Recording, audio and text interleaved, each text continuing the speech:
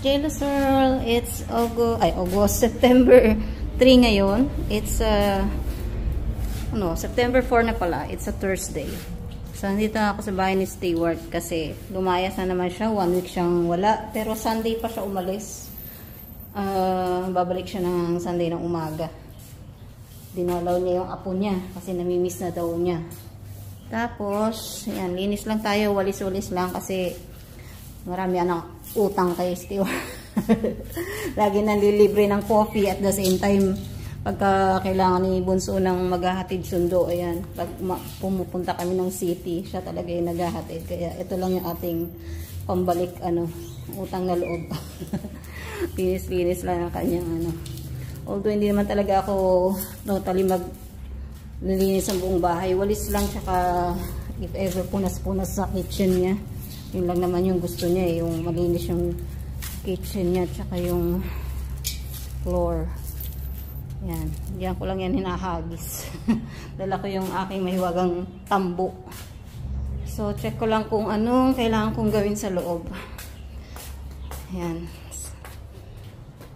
Tayo muna natin ilaw. Yung treadmill niya. Lagi ko nakakalimutan na pwede akong mag-treadmill. Yung susi na bahay niya.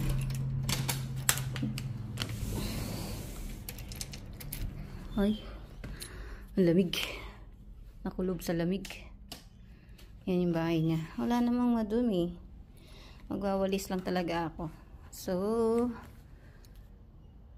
samahan nyo na lang ako. Ito yung kanyang garden. Ang dami niyang halaman. Jungle nga daw tawag dito ni Frank na may-ari ng bahay. So, ang dami niyang lettuce. Tsaka yung, ayan, mga lettuce. Yung tomato niya, tomatos. Yung mga tomato, wala pang bunga. Ayan siya. Siya lang mag-isa dito, pero parang feeling ko ang daming nakatira, diba? Ganda lang ng garden niya. So, linis na tayo sa loob. Linis muna tayo ng bintana niya. Ito muna unahin ko. Wish ko lang kaya ko ito. Yung tuga na to. Yung bahay niya napakaano. Ang tagal ko kasi hindi nakapaglinis dito.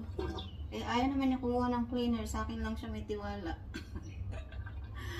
Sabi ko nga, kumuha siyang cleaner. Tapos nandito naman siya. Diyan siya tumambay sa veranda. Ayaw naman niya.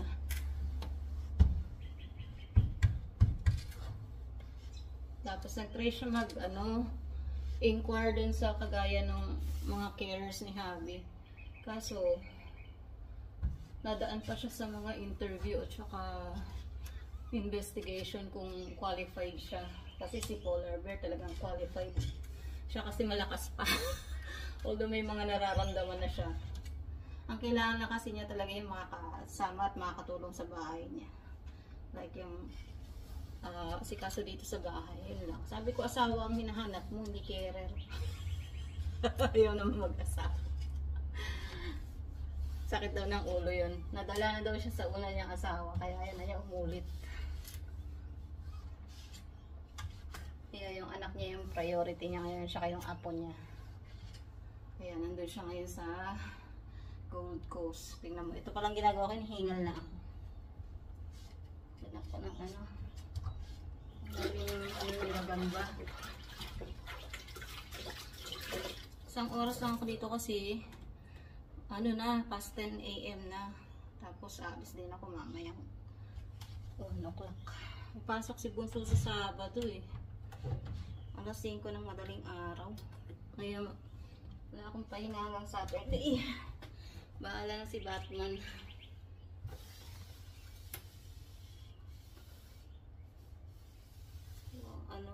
Sama natin itong taas na itong taas kasi hindi niya ito nalilinis. Ang dumi lang ng ang dulas ng kanyang apakan dito. Madudulas ako, may mantika ata. Mahilig siyang uminom ng tonic, gin tonic.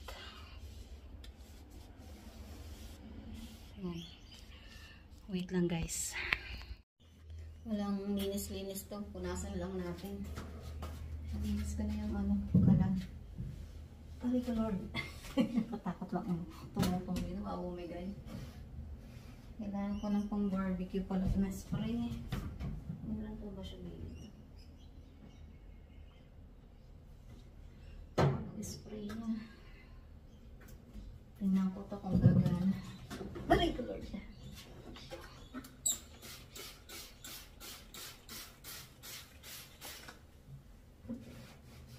Ano?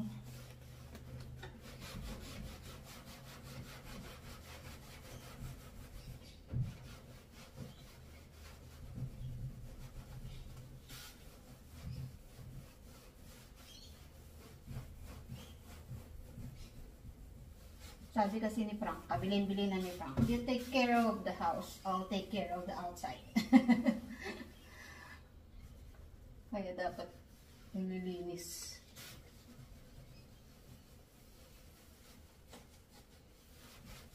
Ang dami ng ano. Mancha.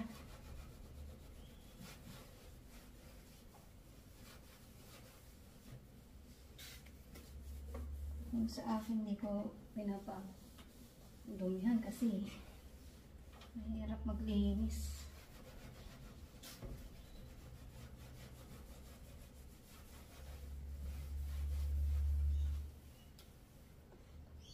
Mahirap naman tumutong sa ano niya. Madulas kasi yung tungtungan ko. Ang tsura ko dyan.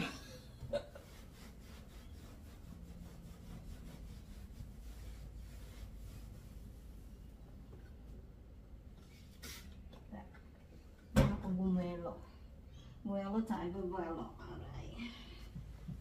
Ay, hirap tungtungan yung ano. Dami nakalagay.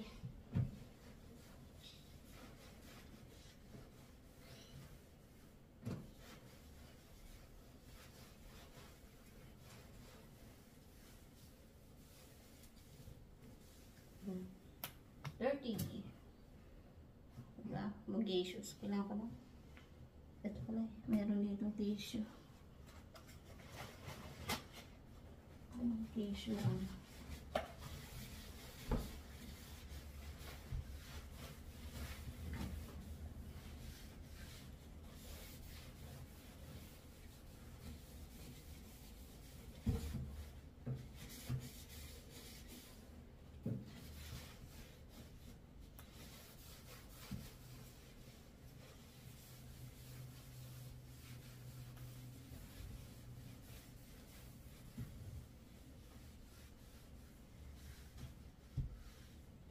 Mukha ng bago, diba? Ang problema paano ko bababa? Malayo. Madulas pa naman itong ano. Madulas pati yung sahig.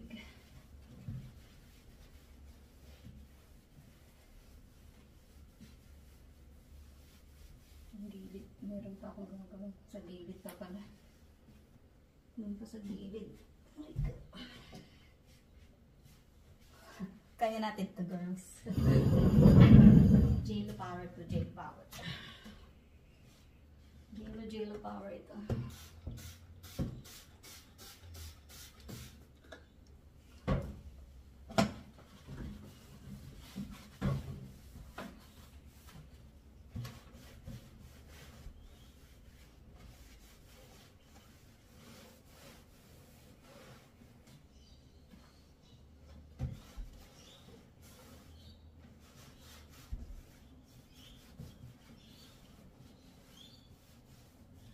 Kahit noon nung nandun pa kami kay Dave, ako rin naglilinis ng bahay nila kasi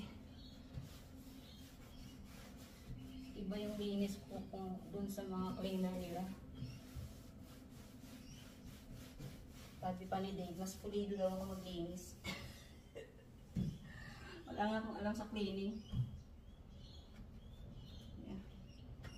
Okay na yan. Tapos, balik natin yung ating mga pinuha dito.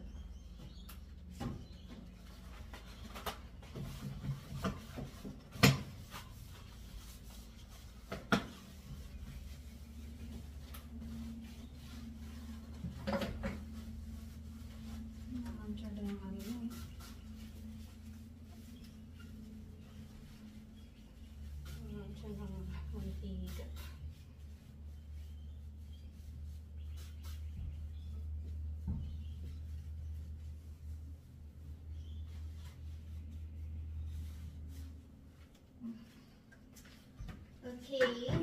Done. Done na done. Mukha na siyang pang mayaman, guys. May konting ano pa doon, shadow. Hindi ko na punasan ng maayos. Ayan, di ba? Malinis na. Yung ding-ding na lang. Kailangan ko talaga din yung Scotch Brite eh. So, ito yung carton Stewart. Halos pareho lang kami. Iba lang talaga yung design niya. Nahilig siya sa carpet para just in case ma-fall siya. Ma-fall.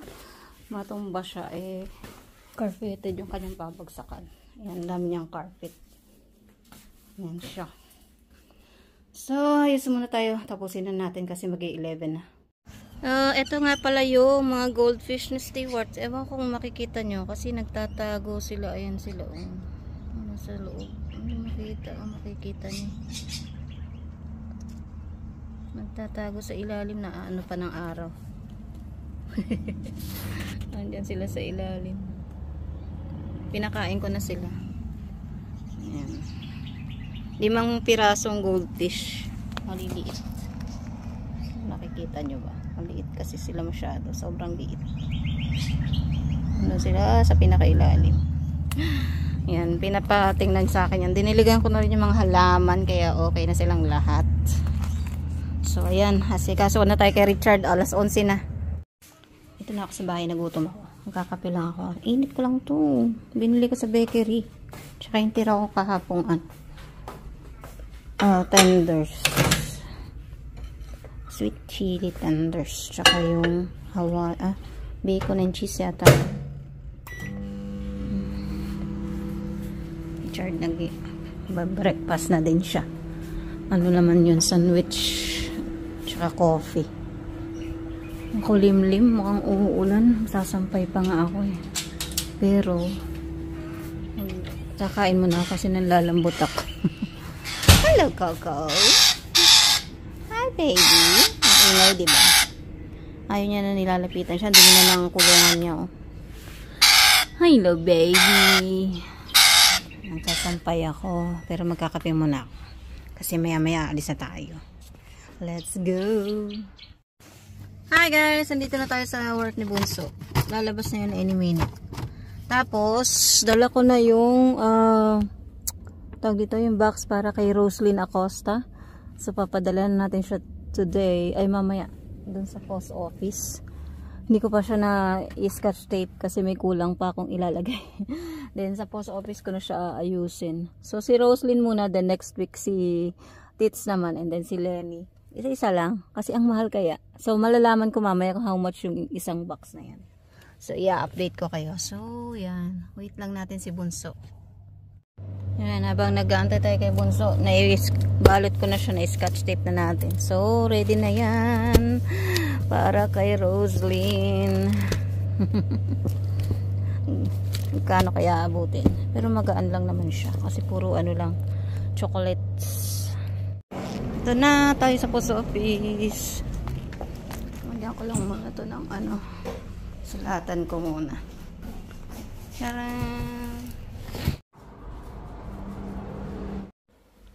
Hi guys, bye na kami. At medyo gutom. Magkakain muna ako. Hindi ako nag-lunch. Nag-ano lang ako, kape tsaka tinapay kanina. And yun, I'll see you on my next vlog. Bye muna. Don't forget to comment below. Bye-bye na po. Ayun si Lucky, nasa bintana. Bye! Subscribe to JLo Cyril Pinay Living in Australia channel to stay updated on her videos. Long live JLo Cyril!